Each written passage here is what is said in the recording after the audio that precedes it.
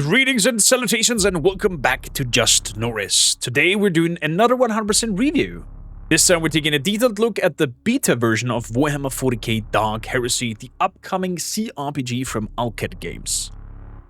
Now, Dark Heresy is not technically a direct sequel to the Warhammer 40k Rogue Trader. However, it functions as Owlcat's next major CRPG set within the Warhammer 40k universe. Instead of stepping into the exceptional wealthy and powerful boots of a rogue trader, we are being brought into a much darker, more secretive, and considerably less forgiving world of the Imperial Inquisition. You play as an inquisitorial acolyte who, following a series of dramatic events, is brought into the service of Lord Inquisitor Anton Zerbe. Zerbe, or Zerb, is the leader of the Tyrantine Cabal, an inquisitorial organization dedicated to studying one of the greatest mystery within the Calixis Sector, the Tyrant Star, also known as Comos. Quick shout out, we have a lore video about the Tyrant Star and Comos and theories of what it might be or not be. Leaning into the tabletop material, Owlcat Games might or might not use strings of that combination there, but also might have the approach of having their own version of the Tyrant Star. That being said, check out our lore video about Homos the Tyrant Star. The current beta still features only partial voiceovers who have not yet experienced the complete audio presentation. However, what Owlcat intends to deliver for the final release is considerably more ambitious. The main question of this review is therefore kind of more simple. Should you purchase the access to the beta right now and support the game during development, or should you wait until the full release of 1.0? The decision will ultimately depend on how comfortable you are with an unfinished content, missing voice acting, balance issues, bugs, and other systems that are still in development. From my side, however, I can already recommend taking a very serious look at it. So let us examine why you may want to enter the services of the Holy Inquisition right now, or why some players still prefer to wait until the investigation is complete. Gameplay. The first major decision placed before you in Dark Heresy is the creation of your inquisitorial acolyte. The beta already provides a respectable number of backgrounds, origins, characteristics, appearances, and roleplay options. I personally always love to roleplay my character and decide how the character will be on a few factors. Where did they come from? What kind of life did they live? What are they good at? What do they believe? What experiences shaped them? And also, what kind of person will they become when they are given the authority to investigate, judge, and potentially condemn other human beings? Players who do not want to spend a considerable amount of time in the character creation can of course choose one of the available preset characters and jump directly into the action. But where would be the fun in that? Everyone knows that the correct amount of time spent inside a CRPG character creator is a minimum of 3 hours. You have to inspect every background, you have to read every description, you have to examine every facial options from multiple angles. You have to understand your character motivation, ideology, emotional relationship with the Imperium before you can finally press the button to begin playing the actual game. That is simply how CRPGs are meant to be experienced. At least in my case. And also in my case, I created Norris Ironhowl. Norris is a mortal Fenrisian from Fenris, a brutal home world of the Space Wolves. He served aboard a void convoy traveling out of Fenris system, but became stranded within the Calixis Sector after the dangers and unpredictable of the warp travel separated him from everything that he knew. And I love Owlcat for giving me the options here to choose specific backgrounds fitting to this kind of profile. And in my opinion, that is one of the most important responsibilities of a CRPG character creator. It should not merely present a collection of statistics, it should allow the player to imagine a person and then provide enough mechanical and narrative tools to bring the person into the world. And from what I've experienced so far, Dark Heresy succeeds at that. After creating your acolyte, the game begins introducing its turn-based combat system. Anyone familiar with Rogue Trader will recognize the general structure, but Dark Heresy has made several important changes. At the top of the screen, you can see the initiative order showing which character and enemies will act next. This gives you time to inspect the battlefield, identify the greatest threats, and plan your actions accordingly. Characters now possess both health and armor values. Against many targets, you first need to weaken or destroy their armor before your attacks begin dealing serious damage to their actual health. Different weapons interact with armor in different ways. Some weapons are more effective at stripping protection, others may be penetrating or partially bypassing armor. Certain weapons like the knives and other close combat tools can threaten an enemy's health without first eliminating every point of armor protection to them. This means weapon selection is not simply about equipping whichever item displays the largest damage number. You need to understand the target you are fighting. Are you facing an unarmored cultist, heavily protected soldier, mechanical enemy, or a mutant? You need to determine which character and which weapon can deal with what particular threat most effectively. This creates a strong tactical foundation before we even begin discussing the game's more specifically or specialized mechanics. One of the most important additions compared with Rogue Trader is the ability to perform precision attacks against specific body parts of the enemy. Instead of simply attacking the target as a whole, certain characters and weapons allow you to aim at individual locations. Targeting different body parts can produce different injuries and tactical effects. For example, if you attack an enemy's arms, you may reduce their accuracy or effectiveness with melee and ranged weapon. Overall, combat feels very intense already in the beta, but there's some slight bugs, calculation mis-issues, and maybe some of the abilities and passives not interconnecting correctly, but it's a beta and it's a work in progress. Also, Owlcat manages now to deliver combats being more meaningful, as in the combats are more handpicked, they're more situational, instead of just throwing encounter after encounter at you like it was in Rogue Trader. Combat, however, is only one part of Dark Heresy. The feature that truly separates it from Rogue Trader is the focus on investigation. You are an acolyte of the Imperial Inquisition. Your purpose is not simply to arrive at the location, kill everything inside, collect the loot, and return to the Superior. I mean, you can technically do that.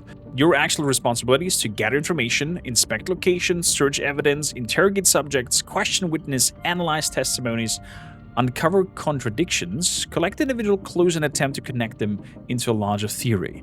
Different skill, dialogue choices, investigation, decisions, companions, and dice rolls may reveal different amounts of information. An observant acolyte may notice something that another character would completely overlook. A physical, intimidating character may force information from a reluctant witness. A character with an appropriate knowledge may recognize a symbol, identify substance, understand a piece of technology, or notice the significance of an otherwise ordinary object. The important part is that the game does not always prevent you from reaching an incorrect conclusion. You can be extremely thorough, search every clue, question every witness, examine every contradiction, attempt to build the most complete and accurate version of evidence possible.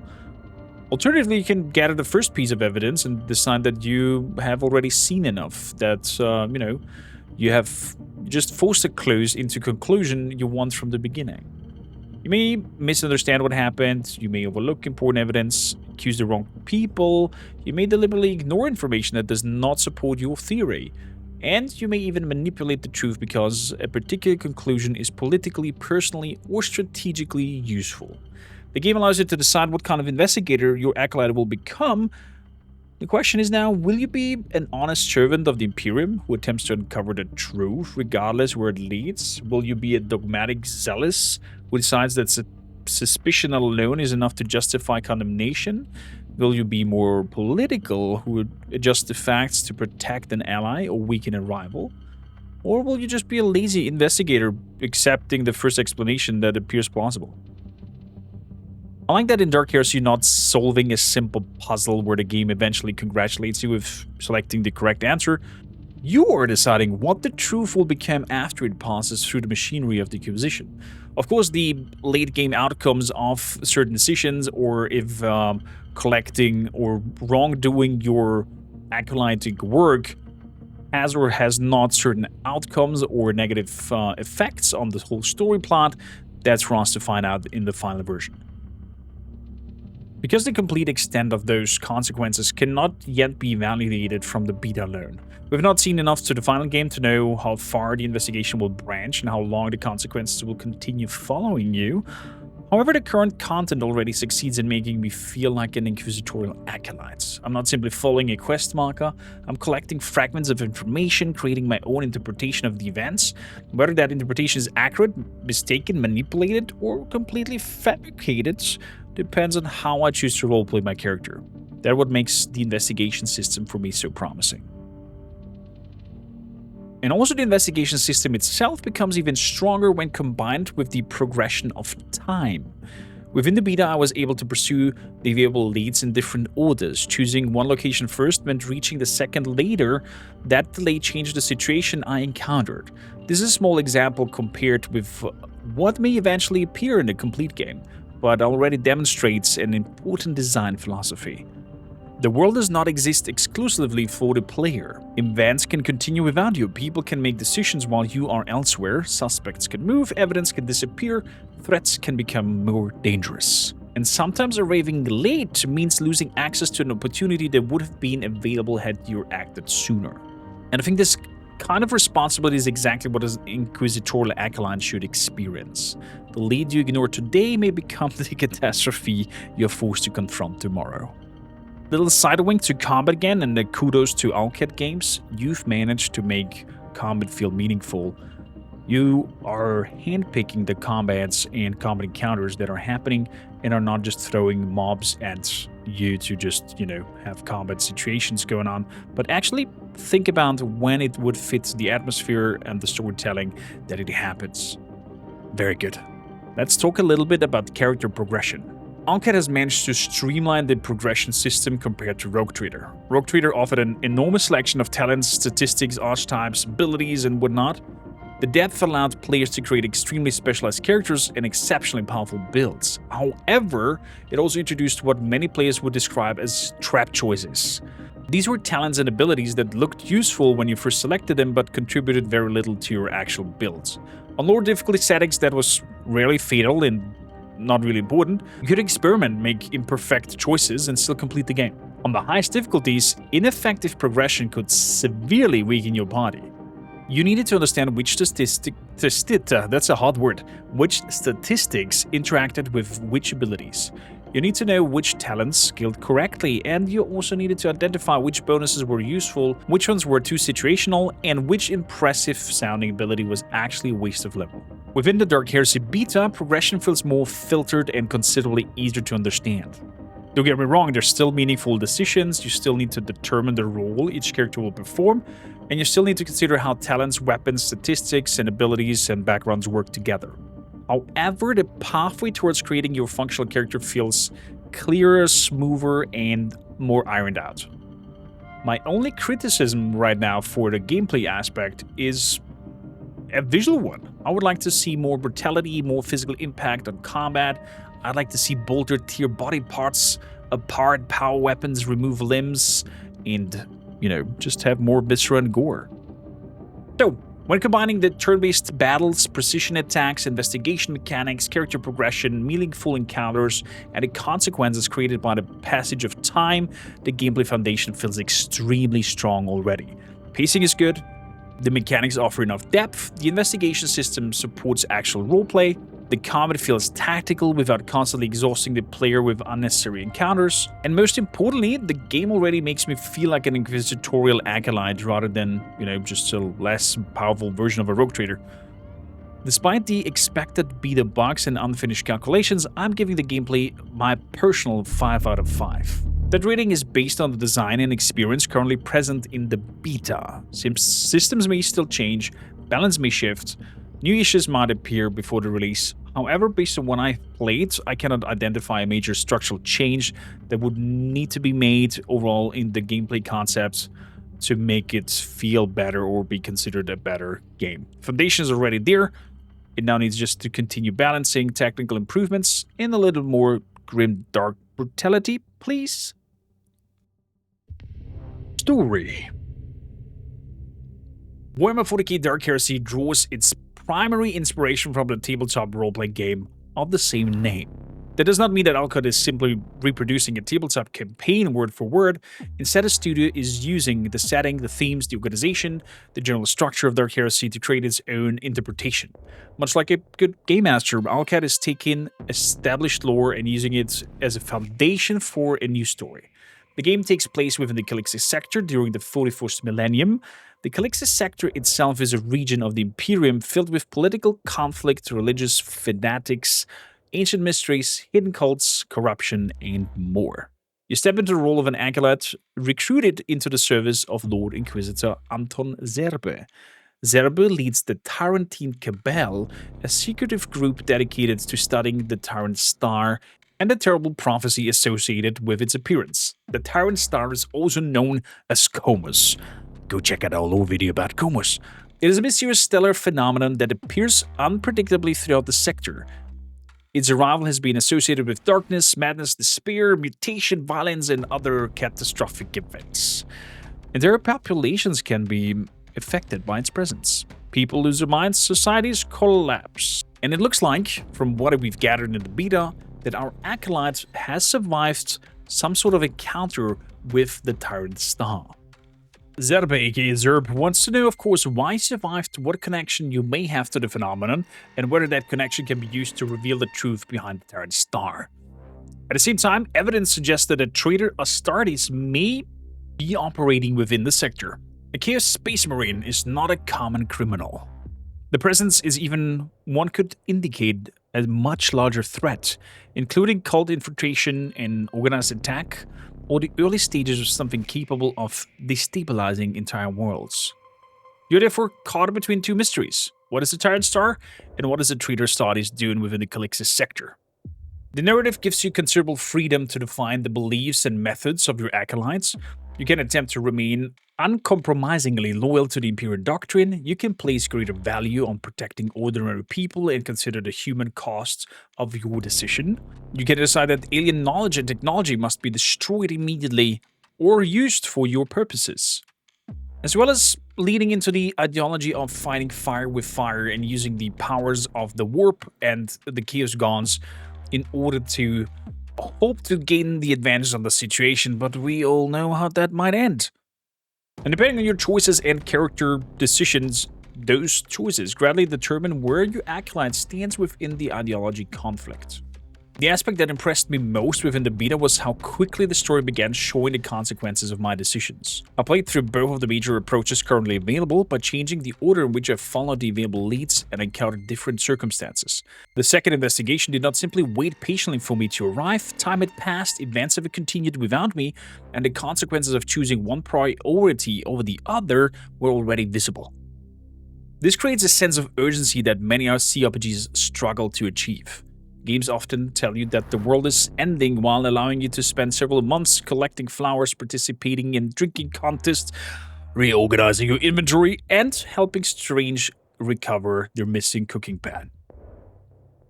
Dark Heresy appears more willing to let events continue without your involvement. You cannot be everywhere. You cannot investigate everything at once.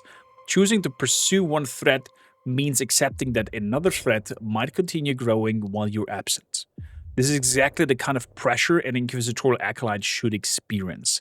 Every decision could save lives, it could delay the cost of them, and overall, the information you fail to uncover may become more dangerous than the enemy standing directly in front of you. So to summarize it all, the story already has a very strong atmosphere. There is secrecy everywhere, nobody gives the complete truth. Every faction has their own agenda, every witness may be lying. Every suspect may be innocent. Every innocent person may be hiding something. It is hard to give the story a definite rating at this stage, considering that it's beta, not fully voiced, stuff will be altered, but already feels very strong. Nonetheless, based exclusively on the beta content, I'm currently giving the story just an above average of 3.5 out of 5. That is not criticism on the writing, it is acknowledging that the beta only provides a portion of a much larger mystery. What is currently available is atmospheric, engaging, interesting enough to keep me invested. However, the Inquisition does not issue its final judgment before all the evidence has been collected, so neither will I. But based on the quality of what I've experienced so far, I can easily imagine that the complete story is reaching a 4, if not a 5 out of 5. For now, it remains a promising and enjoyable beginning that has successfully made me crave the next chapter. Owlcat, give me more now! Score music, aka audio. Owlcat has a fantastic taste when it comes to creating music for the Warhammer 40k universe. That was already apparent in Rogue Trader, and it remains true in Dark Heresy. The soundtrack understands the scale, the darkness, the religious fanaticism, and overwhelming oppression of the setting. The choral arrangement are particularly strong. When the chord begins to rise and the music reaches its full power, the soundtrack immediately communicates the particular mixture of religious grandeur, absolute horror, and the prosperous imperium of men.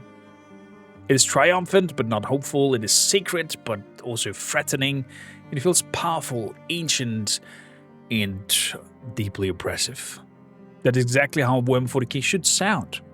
The music gives the impression that you are standing inside an enormous cathedral built from black stone and human suffering while a chorus sings praises to the Empire that has been dying for 10,000s of years.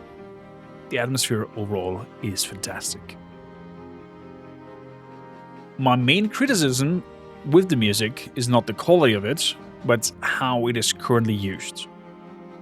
There are moments during ordinary exploration, relatively simple conversation, where the soundtrack becomes just too epic for what is actually happening. The powerful choral piece would begin playing while characters were having just a normal discussion. The music would suggest that the Emperor himself was about to descend from the Golden Throne and declare the beginning of a new age. Meanwhile, the characters were essentially, just talking. That creates a slight mismatch between the emotional scale, the music, and the importance of the scene. When everything sounds monumental, the general monumental moments lose their impact. So I hope that these strong musics should be reserved for strong moments, and that Owlcat manages to integrate some more of subtle sound scheme, maybe some sort of lo-fi science fiction situation where it's, just subtle beats, very slow, atmospherical attachments, and then when the interesting encounter happens or some interesting talk, the music picks up, the pacing picks up, it becomes epical. But overall, it just feels amazing, I have to say.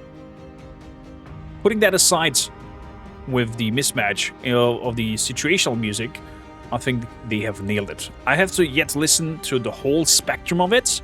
If I would just consider the beta version, it would be a 4 instead of a 5 out of 5 because of the situational mismatch. But currently I would just say, let's give it a 3 out of 5. It's definitely a strong average musical experience. It's not bad, it's not worse, but I need to see the full spectrum of it, and if they manage to nail the story music bits, considering and fitting into the current atmosphere, so I'm not getting blasted by a chorus while I'm just having a normal conversation with somebody. Visuals and graphics. The visuals are one of the clearest improvements of our Rogue Trader. You can still recognize Owlcat's general approach to level design, environmental composition, character presentation, and isometric exploration. The visual identity has not been abandoned, instead it has been refined and upgraded. Everything appears to be operating at higher levels of quality. The environment contains more details, the lighting is stronger, character models are better presented, the architecture feels larger and more imposing, the individual areas contain more objects, machinery, decoration, and environmental storytelling. The Calixis Sector feels like the place that has been lived in, exploited, neglected, rebuilt, and corrupted over the thousands of years. That is important to Warhammer 40k universe to communicate that scale. A corridor should not simply look like a corridor. It should look like a corridor constructed by the Emperor that believes human life is cheaper than replacing a broken machine. And I think Owlcat manages to deliver that. Dark Heresy captures that sense of age, scale, and oppression. Owlcat just nails that oppressive feeling. Another big improvement is when it comes to the close cinematic shots and during storytelling. Rogue Trader frequently relied on traditional isometric camera during conversation and major narrative moments. That approach was functional, but it created distance between the player and the character. Dark Heresy is more willing to bring the camera closer. You can see the character from more dramatic angles. You can observe their clothing, equipment, expression, sometimes capes floating into their faces, and surroundings with considerably more details. Important conversations feel more staged. The camera can emphasize the authority, vulnerability, suspicion, hostility, and these cinematic shots make the story feel more immediate. You are more in the midst of it. You're no longer always, watching tiny figures speak to each other from far side of an isometric battlefield. For a game intending to feature full voice acting, this close presentation makes great sense and also changes the experience a lot, as I think both of these combinations are making the whole narrative more engaging. For me, Rogue Trader was already an above average CRPG in terms of its visual presentation. I would personally give Rogue Trader around a 4 out of 5 if graphics, for its graphics and art direction. Dark Heresy builds upon the foundation and improves it. Better environment, better lighting, better details, more cinematic camera work, greater attention to visual storytelling. For a Warhammer 40k fan, there's already a great deal to admire. You can explore the environments, inspect the details, and bask in the grim glory of the Imperium. For the visuals and graphics, I'm giving Dark Heresy a strong 5 out of 5. This is currently one of the strongest parts of the beta, and the game itself looks like a meaningful step forward from Rogue Trader, and I'm extremely curious to see what Owlcat delivers in the later locations and major story sequences. Final verdict. Warhammer 40k Dark Heresy already presents an extremely strong foundation within its beta. The available story contains 2 major investigation paths, and the order in which you pursue them can alter the circumstances you encounter. Your decisions affect the information you find, they affect the conversation you experience, they affect the encounters placed before you, they affect the choices available when you eventually arrive. The world gives the impression that it continues moving while you are elsewhere. That makes the act of choosing a destination feel considerably more important. The gameplay itself is tactical without constantly throwing meaningless battle at you. Combat feels more deliberate. Precision attacks allow you to target specific body parts. The investigation system allows you to collect evidence, interpret clues, reach your own conclusions. The progression system feels more understandable than what it was in Rogue Trader. The visual presentation is clearer and has improved a lot. The cinematic camera brings you closer to characters. The overall world looks more polished, more atmospheric, and more faithful to the impressive scale of Warhammer 40k. And on top of that, the music understands its setting. Might be sometimes too aggressive, but overall it's great. The question remains also, should you purchase the game now and gain access to the beta? That depends upon what kind of player you are. If you require a polished and complete experience, you should wait. The beta contains bugs. Some systems are unfinished, certain calculations may not work correctly, and the voice acting is incomplete, and a lot of balance issues will change. However, if you enjoy seeing how a CRPG evolves, providing feedback, experimenting with unfinished systems, and supporting Owlcat during development, beta already contains compelling experience. It made me want more, it delivered enough to the story to make me care about the mystery, it made me excited to uncover the next clue, and it made me stop and think about what I've learned. I think that's exactly what a good beta should accomplish. Nonetheless, my overall verdict is not a strict mathematical average of all the categories before. Both the story and audio were all that's free because I've not experienced the whole complete version. The material that is there presents a frequently higher level of quality. I'm therefore judging the complete beta experience, including the strength of its foundations and how successfully it made me want to continue. Therefore I give the beta a solid 4.5 out of 5. For me, Dark Heresy is already shaping up to the title every Warhammer 40k fan needs to experience at least once. I'm overall excited to see how the journey continues, where we're gonna go, what kind of clues we can unravel, what is the Tyrant Star, who or who not might be the potential heretical Astartes. I mean, we saw the trailer and we saw Night Lord, so probably that is the case. But nonetheless, the atmosphere hits right, everything hits right for now, and I'm more excited to see what's gonna happen. So therefore, don't forget, the Emperor protects. And with that, I'm thanking you for watching this 100% beta review. Tell me in the comments what kind of acolyte you were planning to create, and whether you intend to follow the path of an uncompromising Puritan or a dangerous radical. Do not forget to like the video, subscribe to the channel, and check out my other 100% reviews You can also follow the complete Let's Play on Just Norris Uncut channel. I was Norris from Just Norris, and I'll see you in the next one. Ciao for now.